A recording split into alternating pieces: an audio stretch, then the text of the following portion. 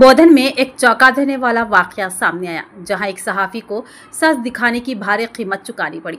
गैर कानूनी रेत की खुदवाई के खिलाफ खबर नशर करने वाले टी न्यूज़ के नुमाइंदे ताराचंद नायक को न सिर्फ मुकामी रेत माफिया ने निशाना बनाया, बल्कि उनका अलामती पुतला भी नजर आतिश। ये वाकया उस वक्त पेश आया जब बोधन हल्के असम्बली के मंजीरा नदी के किनारे वाक़ खड़गांव और सिद्धापुर इलाकों में जारी गैर कानूनी रेत की खुदवाई के इंकशाफ पर ताराचंद नायक ने एक ख़ुसूसी रिपोर्ट नशर की।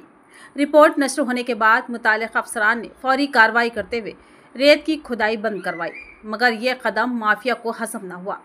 रेत खुदाई बंद होने से नाराज टिप्पर मालिकान, मुकामी लीडर और कुछ मफाद परस्त अनासिर ने बरहमी का इजहार करते हुए न सिर्फ टी न्यूज़ का झंडा जलाया, बल्कि ताराचंद नायक का पुतला जलाकर अपने गुस्से का इजहार किया।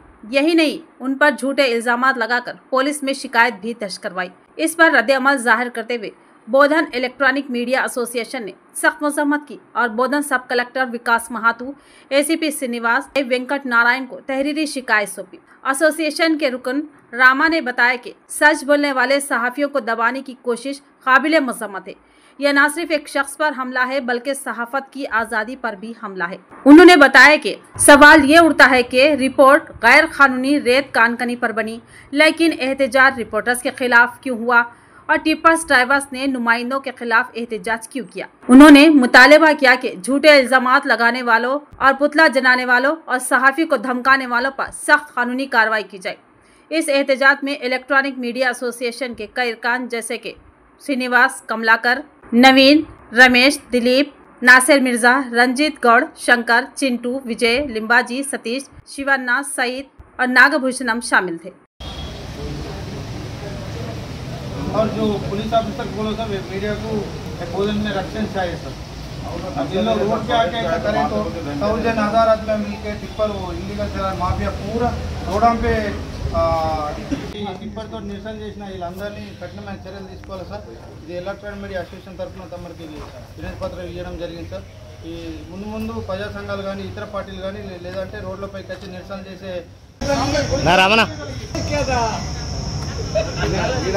అట్లాంటి అనులేవంట సార్। ఏదైతే టిప్పర్ యజమానులు, డ్రైవర్లు, భారీ నిరూపణలపై చట్టరీత్యా చర్యలు తీసుకోవాలి। ఎలక్ట్రానిక్ మీడియా అప్డేషన్ హోల్డర్ పైన దిష్టిబొమ్మ దగ్ధం చేయడం,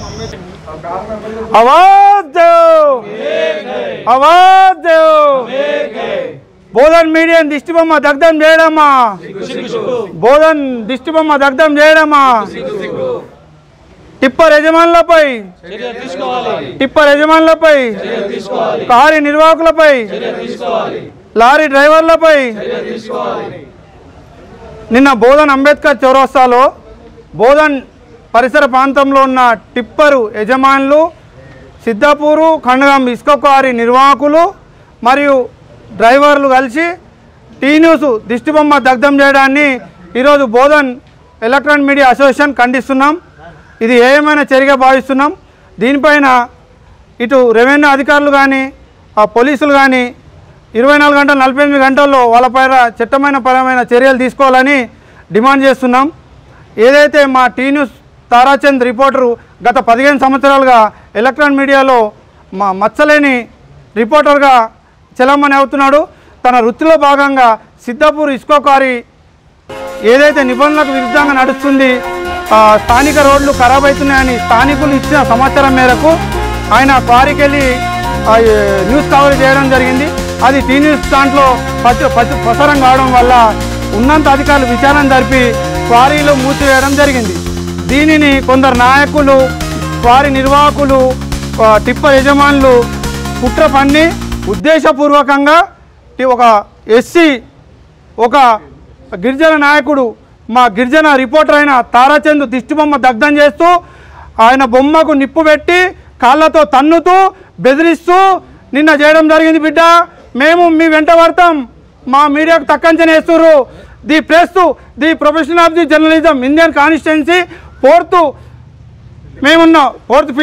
ఫోర్త్ ఎస్టేట్లో భాగంగా మీరు మీడియాకు అవమానపరిచినందుకు మేమందరము మీపైన చట్టరీత్యా చర్యలు తీసుకోవాలని స్థానిక ఎమ్మెల్యే కూడా దీన్ని పరిగణలోకి తీసుకొని వారిపైన చర్యలకు ఇవ్వాలని అధికారులను ఆదేశించాలని కోరడమైనది।